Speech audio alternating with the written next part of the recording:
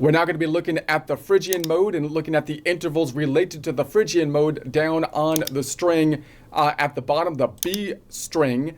And let's get a quick recap of the general project in terms of why we are doing this, what we're trying to pull from it, as we're now going to a new string down here that we're measuring from, and measuring basically from a new perspective, that being the Phrygian mode. So how does it relate to all the other modes? If we scroll up to the top, we're looking at the major scale, otherwise known as the Ionian mode, and we're looking at the normal shape that I think is most common to most people, and just walking through that shape, looking at it from each perspective of each note within that shape, which we want to do not just by the perspective of the actual note, meaning I don't really want to see, well, let me measure it from the A note and so on and so forth. I want to measure it from the position that I'm looking at, because the positions are relative and movable. The shapes are relative and movable. So that's going to be the idea when we're starting on the C. Then I'm measuring from the C notes, and I'm going to be looking at the intervals around it from that perspective, giving us the shapes. Now, I also not only want to do that from one C note, which means that I would be in this case, the Ionian mode, but each string, it would be useful to measure from, because that will allow me to build the shape from any of those basic root notes. It's also going to help me to build basically the chord constructions. So that's why we want to go through basically the full shape, even though the full shape goes through the entire scales basically 2 times if we're looking at the shape. And then we can move that shape and the relative positions is the general idea. Now, this is the most common shape number 1. If you had it on a pentatonic shape, it would be like, sound like that. If you had the 7-note shape, it would sound like that. But if you play it like that, then you're playing from the A here, which would be meaning you're playing in the minor. All the notes are going to be the same for the relative modes. If I went from C to C, then I can imagine that basically as the major. Noting that the major mode is no different than the other modes from a modal construction standpoint. They're all, it's like saying, it's like physics and you're trying to measure from this point to another point or something. It's like, whose perspective is correct? They're both correct. It's just, where are you looking from? What's the perspective that you're looking from? Similarly here, all these modes are the same, notes in them, but the intervals will differ depending on the perspective that we're basically looking at. So the idea would be that we can build this shape multiple ways. We can learn the shape, and I can just say, okay, this shape happens to be a C. There's the C within this shape. Here's the minor note. I can start to memorize the relative positions within the shape for each of the modes. If I center around those modes, that's a great way to do it. I can combine that with the concept of a caged construction, learning the open position shapes, moving those shapes up the fretboard, labeling my chord construction based on those open position shapes. That's a great way to learn it. We can learn it with a formula, which is the whole half, whole half. If you've seen the piano layout, you can do that. But we would like to do that not just from the major position, which is what most people know. If you try to ask someone that formula from a different position, they often won't be able to do it. It's kind of like counting or saying the alphabet. If I say the alphabet A, B, C, D, E, F, G, A, B, right? What if I say start counting the alphabet from an X or something? You might find yourself having to sing the alphabet from some place other than X in order to keep going. You can't go just from that spot, and you certainly might not be able to go backwards from any given point in the alphabet because you haven't practiced that and you learned it linearly. So what we want to do is possibly try to break that up so that I can start at any point, which is basically what the modes are doing, right? I'm going to start from a different point. It's the same pattern as though the alphabet was going around in a circle, but I'm going to start from the center of it, right? And then possibly do it backwards, which would be useful. And these things seem basic. It's kind of like counting backwards or saying the alphabet backwards. When you hear people tell you to do that, you feel like they're disparaging you, right? Like, of course I can do that. It's the ABCs backwards. That's not hard.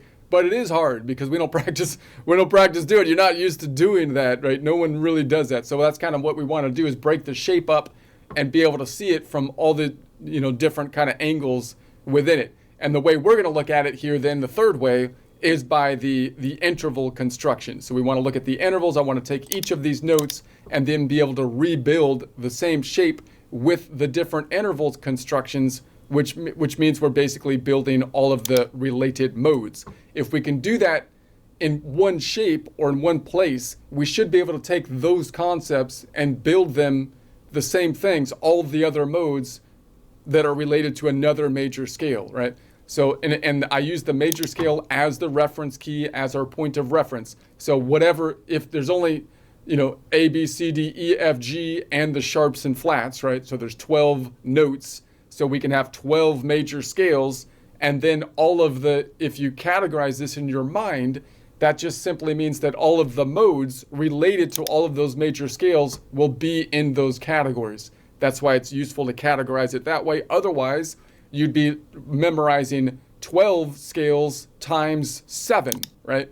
And that's going to be a lot that's too much to try to pack in your mind. So what do? We say, okay, I'm learning like the major scale. I'm going to use it as the key reference. There's 12 major scales because there's 12 notes, right? And then I'm going to pack into it all of the related modes that have all the same notes. They're just starting from a different position is going to be basically the general idea. And then if I can learn the shapes of those, I should be able to reconstruct them in those three ways: by shape, by formula, and by interval.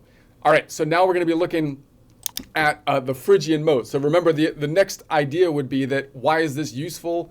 Well, if I want to make songs, if I want to just noodle around, if I want to do anything, then I have to know the notes in the chord.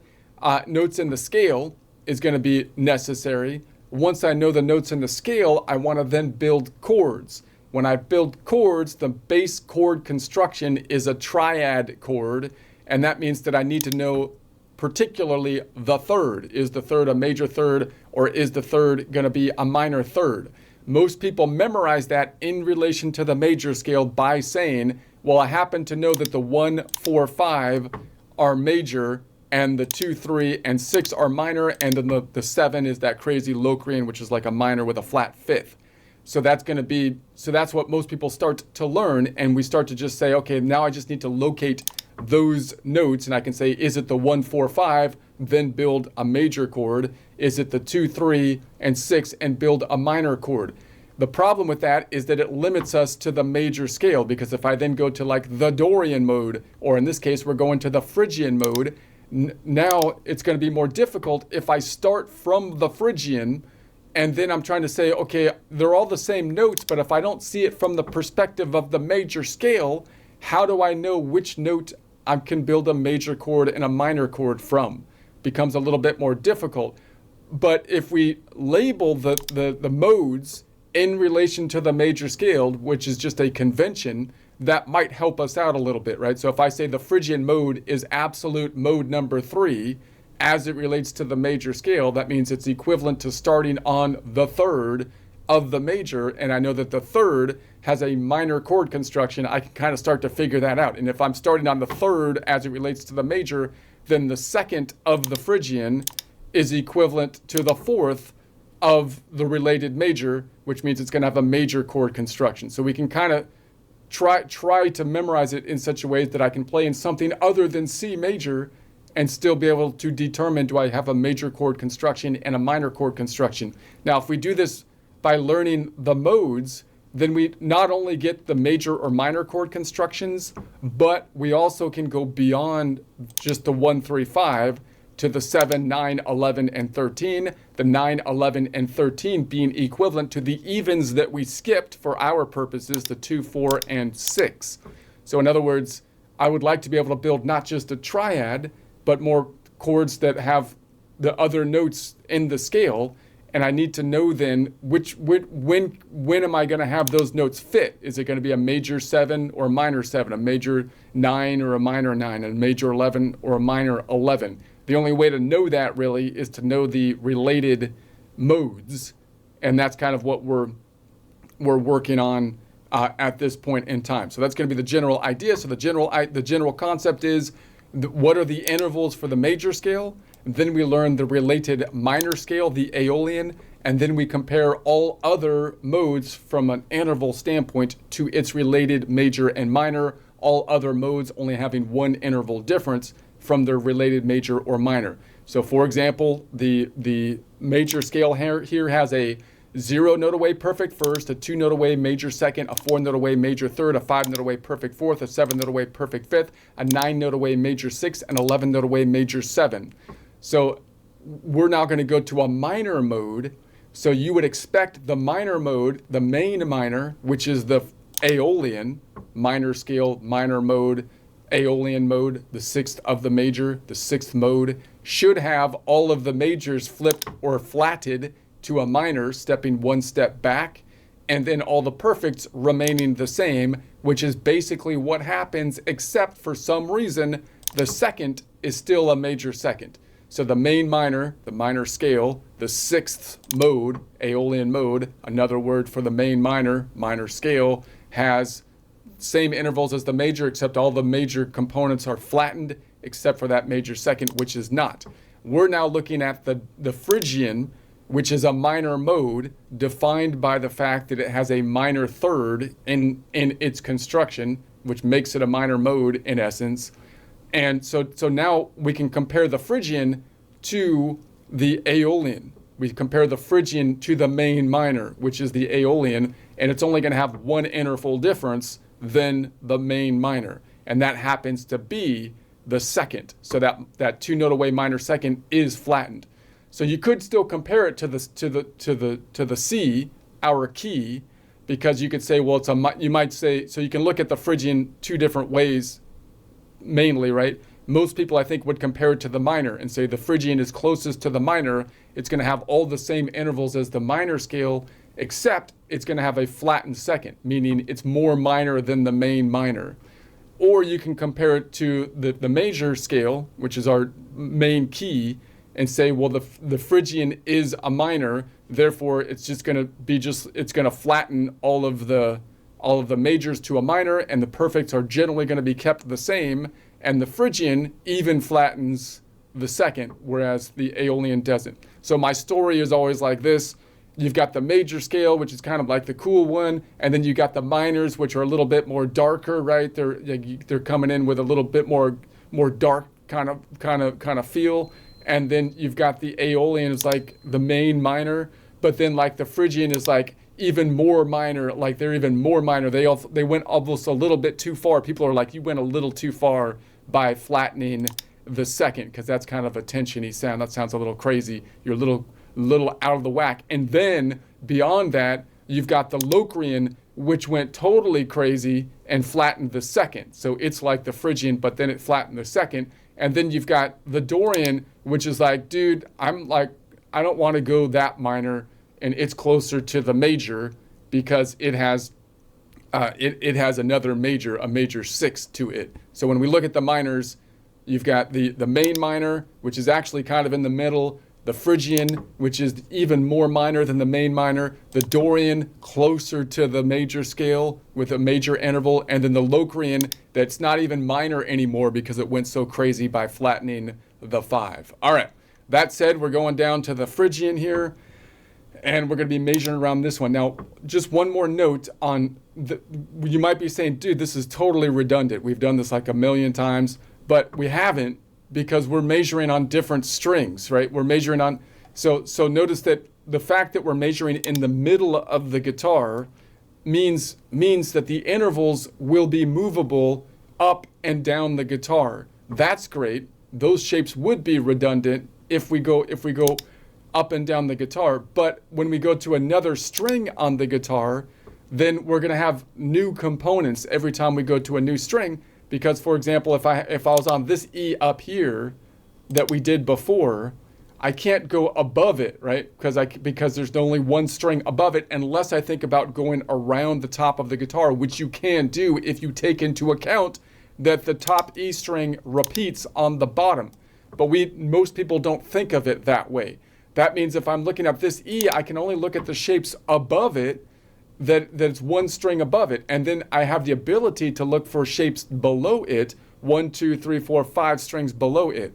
right? But now that I'm on this bottom bit of the guitar, now I've got all these strings above it. So now I can measure the shapes above it that are 1, 2, 3, 4 strings up. And then below it, I can only go down 1 string. I can't go down as far in this direction. Now, that wouldn't be as much of a problem. Even that wouldn't be as much of a problem because all the shapes would be the same no matter which string we start on in general if we didn't have the fault line. But this fault line shifts the tectonic plate to the right. So that also throws things off. So what we need to do then is look at all of the intervals on each of the strings, and it will then be movable from left to right, but it won't necessarily be as movable from top to bottom, or not exactly the same, because there'll be differences in terms of how far up, how far down you can go, and there'll be differences in terms of this fault line throwing the shapes off whenever you cross the fault line. Now, it's also useful, a lot of people like me, for example, haven't spent as much time measuring from the bottom of the guitar. Some people do, because a lot of people count when they talk about the guitar, they actually count from the bottom of the guitar as like the first string or whatever. And I think that's in part because because the tablature oftentimes flips the guitar upside down. It's because it's as though you're looking at the guitar. It's not mirrored as though I'm left-handed, but it would be flipped around. So you're looking at the guitar with the little string on top, which would naturally lead you to start to go from top to bottom if you're reading like a normal English person, or, you know, Western person that reads from left to right, top to bottom, you know.